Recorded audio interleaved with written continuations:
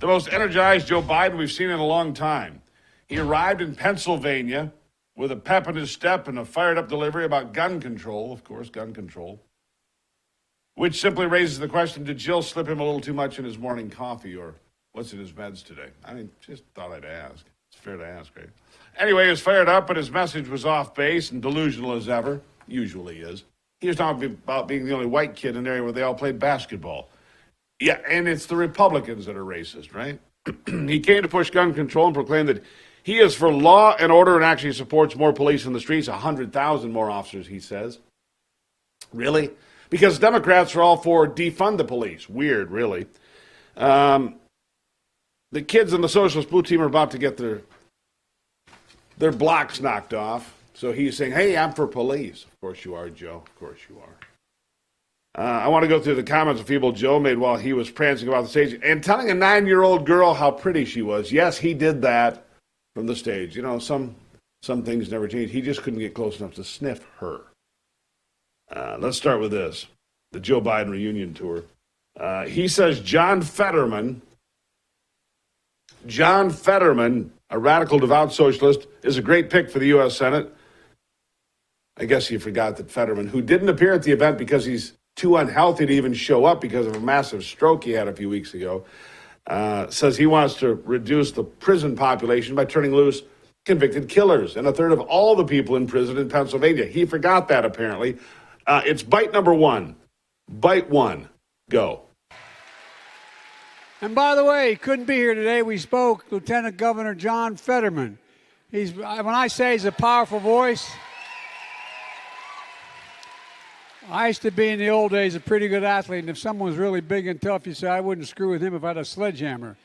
Well, I tell you what, Fetterman's a hell of a guy, a powerful voice for working people, and he's going to make a great United States Senator. He's going to make a great United States Senator. Yeah, sure he is, John Fetterman. John Fetterman, he says, is the man to be a great United States. The guy walks around in wife-beater sweatshirts. He chased a black man around with a shotgun when he was mayor of the small town he was mayor of in Pennsylvania. He's a devout communist. He really is. And he's going to be a great senator. Sure he is. Then Feeble Joe says, elect Fetterman as governor.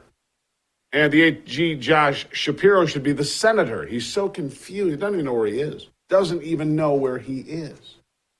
Or who's running for what or what's going on. It's terribly sad. Bite number two. Listen to this. Bite two. Go.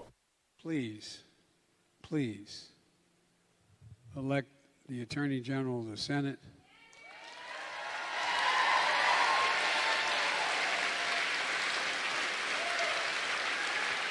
Elect that big old boy to be governor.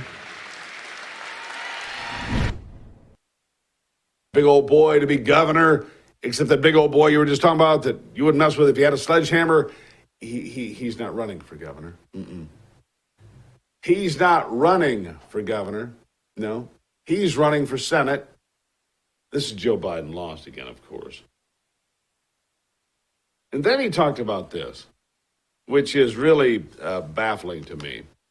He talked about fentanyl and the problems with drug abuse and why we need more law enforcement. I'm thinking, well, gee, Joe, if you took care of your border, you wouldn't have opioid problems and fentanyl problems and all these other issues that you're facing, because if you did your job as president, you'd be in charge of the country, which, of course, you're not. You're not. Bite number four. Bite four. Listen to this. Bite four. Go. And does something else really important. It addresses the opioid epidemic. Notice how many people are dying of opioid overdoses now? And by the way, laced with fentanyl? The Attorney General Shapiro can tell you more about that you never want to know for a fact. For real. He's been such a strong leader on this. But we're going to impose tougher penalties for deadly fentanyl trafficking. That's poisoning communities across this country. This is a key part of the unity agenda I'm announcing that I announced in my State of the Union address. We can do this. We have to do this. We'll make America safer. We'll make America safer. Joe Biden, the guy who has completely open borders, talking about fentanyl and opioids and what he talked about in the State of the Union address, at some point somewhere. How you're going to make America safer? I have an idea, Joey. Close the border. Hire more Border Patrol people, not 87,000 IRS agents. Hire Border Patrol people. How about that for an idea? Clever, huh? That'll keep fentanyl and opioids and everything else out of our way. How about that for an idea? A safer America. This is the guy who came and said he was going to talk about gun control and anyhow. Let me tell you this. Let's go to bite number 5. Here's why. I want to show you something.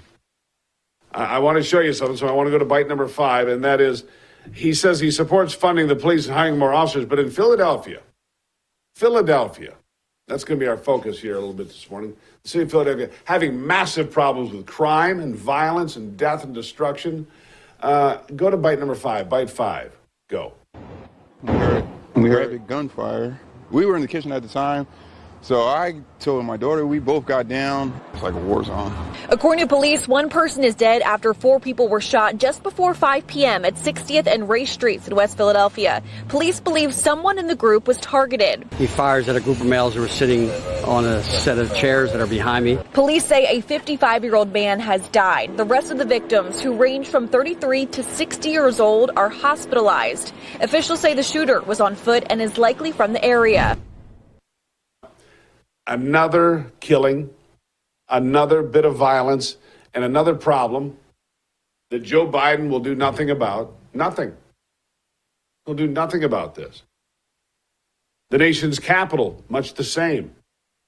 The big cities of America, much the same, except for one. Except for one, Miami. The mayor there, Francis Suarez, a Republican. A conservative Republican seems to have a pretty good handle on what's going on in Miami. Crime is down. Business is up. Optimism is way up.